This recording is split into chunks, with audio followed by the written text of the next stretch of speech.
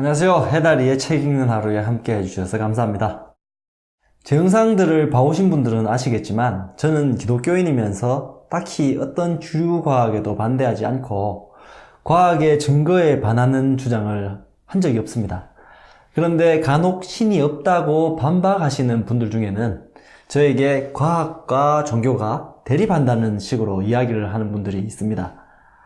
그분들은 마치 모든 기독교인들은 진화론도 부정하고 젊은 지구를 지지하며 과학이 밝혀내지 못한 틈새의 신을 숭배하고 있다는 듯이 전제를 하고 이야기를 해요. 근거 없는 믿음이라고 여기는 건 덤이죠. 캡틴 에이티즘, 리처드 도킨스 스타일의 전투적 무신론자가 효과적으로 비판할 수 있는 부류가 딱 그런 유신론자들, 기독교인들이거든요. 그래서 모든 기독교인이나 유신론자를 그런 입장 또는 믿음이라고 알고 계신 것 같아요. 하지만 실제로는 그런 좁은 범위의 유신론자만 있지 않기 때문에 간단한 문제가 아니죠. 이 책은 여러분이 무신론자가 되길 선택하더라도 좁은 시야의 무신론자가 아니라 좀 더 지적이고 과학적인 무신론자가 될 수 있도록 도와줄 겁니다. 반대로 과학의 발전과 이론에 대해 이건 신에 대한 도전이야 라고 하는 종교적 믿음을 가지신 분들에게도 열린 마음으로 진화론 같은 과학 이론들을 바라볼 수 있도록 도와줄 겁니다. 즉 유신론과 무신론의 맹신적인 양극단으로 가려는 사람들에게 과학에 대한 균형 있는 시각을 제시해 준다는 거죠. 도킨스의 신. 이 책은 캡틴 에이티즘, 리처드 도킨스의 저서들에 대한 과학자이자 기독교 신학자의 대답이라고 볼 수 있습니다. 그렇다고 해서 기독교의 교리를 알려준다거나 믿으라고 하지는 않습니다. 단지 도킨스의 저작들을 바탕으로 과학과 신앙을 좀 더 균형 있게 이해할 수 있도록 돕는 게 목적인 것 같아요.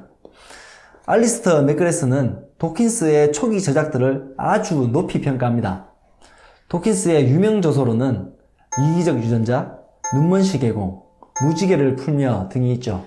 책의 목차를 보면 6장까지 있는데요. 2장까지는 거의 칭찬 겸 도킨스의 초기작의 내용에 보충을 하는 정도입니다. 저는 도킨스의 책을 만들어진 신밖에 안 봐서 그런지 초반 2장까지는 거의 자면서 봤어요.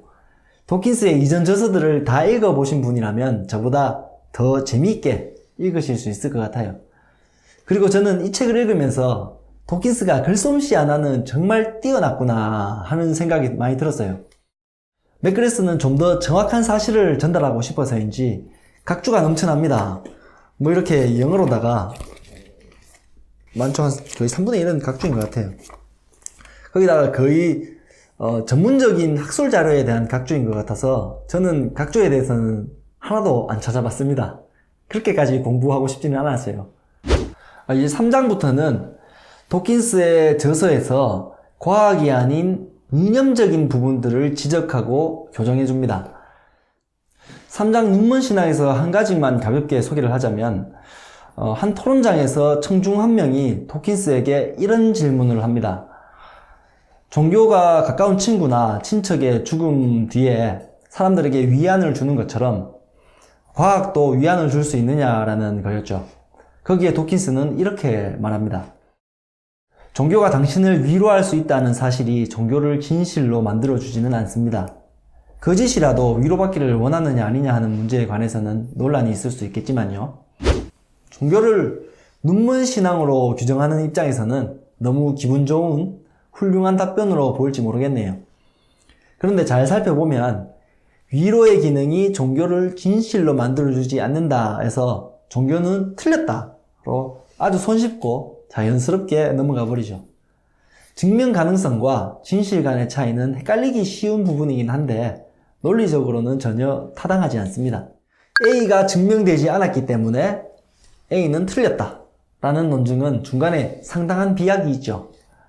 우리는 어디까지가 단순한 의견이고 어디까지가 지식인지 구분할 수 있어야 합니다. 지식을 탐구할 때 대단히 중요한 부분이죠. 4장 눈먼시 계공에서 도킨스는 진화론으로 신을 제거했다고 주장합니다. 여기서 도킨스와 많은 무신론자들의 오해를 알 수 있습니다. 기독교의 주류는 진화를 거부하고 젊은 지구이론이나 창조과학을 믿는다고 여기는 거죠. 저도 그렇게 주류과학을 거부하는 기독교인들이 있다는 걸 인정합니다. 그런 의미에서 저도 도킨스가 과학으로 신을 증명한다는 유신론자들을 효과적으로 반박하고 합리적인 논쟁을 이끌어내는 데까지는 훌륭한 역할을 해줬다고 봅니다.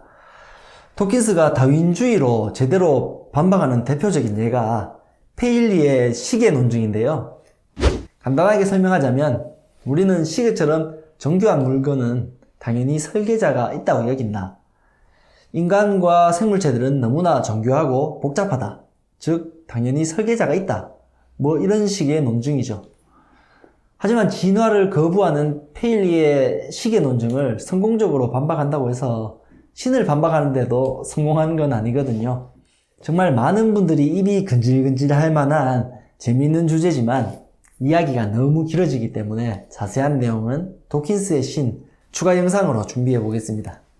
먼저 결론만 말하자면 기독교는 신학적 정통에 기초하고 있긴 하지만 항상 그때그때 알려진 가장 정확한 사실에 기초해서 성경 원문을 해석하려고 노력해 왔습니다.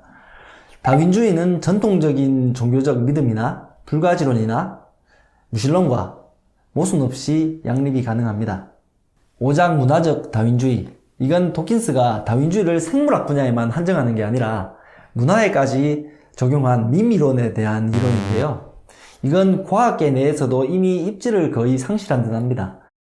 저는 개인적으로 만들어진 신에서 처음 접했을 때부터 조금 억지스럽다는 느낌을 받았거든요. 물론 자세히 뭐가 문제인지는 잘 몰랐지만요. 밈이론을 진지하게 받아들이시는 분이라면 볼만할 것 같습니다. 6장 만들어진 신. 만들어진 신에서 알리스터 맥그레스는 도킨스에게 실망을 많이 합니다. 이 책에서는 도킨스를 더 이상 자신이 존경하던 대중과학자가 아니라 이념적 논객이 되었다라고 하죠. 반종교적인 감정 때문에 도킨스가 어떤 무리한 주장들을 하는지 잘 알려줍니다. 실제로 제 영상에 댓글을 달아주시는 무신론자분들도 도킨스가 너무 나갔다는 정도는 이미 알고 계시더라고요. 하지만 여전히 과학으로 무신론과 유신론을 증명할 수 있다거나 반증할 수 있다고 여기는 분들이 많이 있습니다. 이 책이 그런 분들에게 과학의 한계에 대해 알려주고 균형을 잘 잡을 수 있도록 도와주게 되길 기대해 봅니다. 내용을 많이 못 나눠서 좀 아쉽네요. 다음 영상으로 이 책의 내용에 대해서 좀 더 나눠보도록 하겠습니다. 다음 영상에서 만나요. 빠이빠이.